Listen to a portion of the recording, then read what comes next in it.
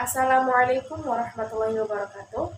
Perkenalkan, nama saya Amal Marhamah dengan nomor NIM 1908 1080774, kelas 5C, jurusan Pendidikan Islam Anak Usia Dini. Video ini dibuat untuk memenuhi tugas individu, mata kuliah, asesmen, dan evaluasi pendidikan anak usia dini yang diampu oleh Bapak Aib Saripudin, MPD. Jenis evaluasi berdasarkan lingkup kegiatan pembelajaran. Sebelumnya kita beralih dulu kepada pengertian evaluasi.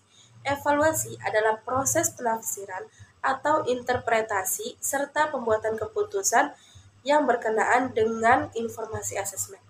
Evaluasi dalam bahasa Inggris biasa dikenal dengan istilah evaluation.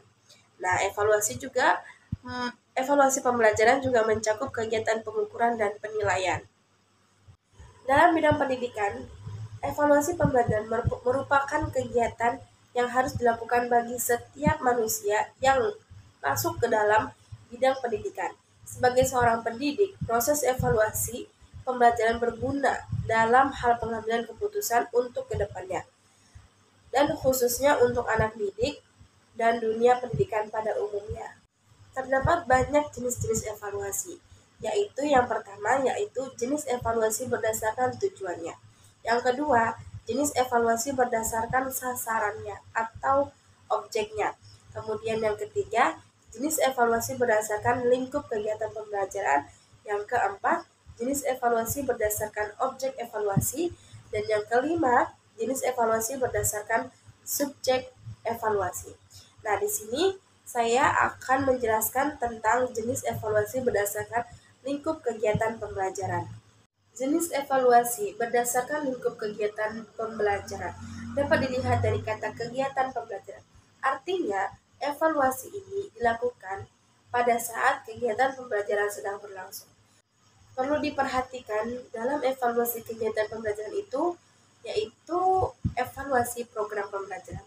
Evaluasi program pembelajaran adalah pemberian estimasi terhadap pelaksanaan pembelajaran untuk menentukan keefektifan dan kemajuan dalam rangka mencapai tujuan pembelajaran yang telah ditetapkan.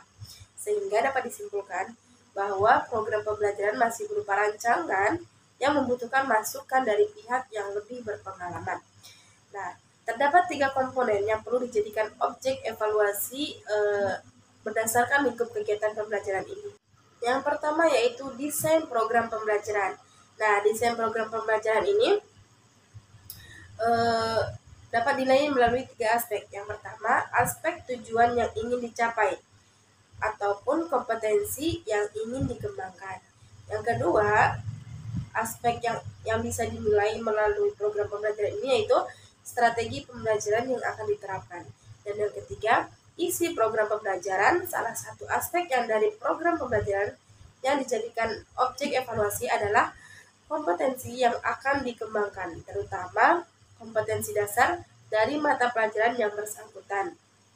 Yang kedua yaitu implementasi program pembelajaran atau proses evaluasi pembelajaran. Nah, National Council for the Social Studies mengemukakan evaluation instrument short measure both content and process. Dapat disimpulkan bahwa evaluasi dalam social studies seharusnya mengukur isi maupun proses pembelajaran. Kriteria yang dapat digunakan untuk mengevaluasi proses belajar dan pembelajaran yaitu yang pertama, konsistensi dengan kegiatan yang terdapat dalam program pembelajaran. Yang kedua, keterlaksanaan oleh guru. Yang ketiga, keterlaksanaan dari segi siswanya. Yang keempat, perhatian yang diperlihatkan para siswa terhadap pembelajaran yang sedang berlangsung. Yang kelima, keaktifan para siswa dalam proses belajar. Yang keenam, situasi yang nyata. Yang ketujuh, pola interaksi antara guru dan siswa itu bagaimana. Dan yang kedelapan, kesempatan untuk mendapatkan umpan balik secara terus-menerus. Dan komponen yang terakhir atau yang ketiga yaitu hasil program pembelajaran. Nah, selain desain program dan implementasi, komponen ketiga yaitu perlu dievaluasi dari hasil-hasil yang dicapai oleh kegiatan pembelajaran. Hasil yang dicapai ini dapat mengacu pada pencapaian tujuan jangka pendek atau output maupun mengacu pada pencapaian tujuan jangka panjang atau outcome. Nah, outcome program pembelajaran tidak kalah pentingnya dengan output, karena dalam outcome ini akan dinilai seberapa jauh siswa mampu mengimplementasikan kompetensi yang dipelajari di kelas ke dalam dunia nyata atau real world. Nah, dalam memecahkan sebagai persoalan hidup dan kehidupan dan masyarakat. Artinya bagaimana siswa tuh bisa mengaplikasikan apa yang ia dapatkan ketika ia di sekolah dengan dunia nyatanya. Mungkin cukup sekian presentasi yang bisa saya sampaikan. Kurang dan kurangnya saya mohon maaf. Wassalamualaikum warahmatullahi wabarakatuh.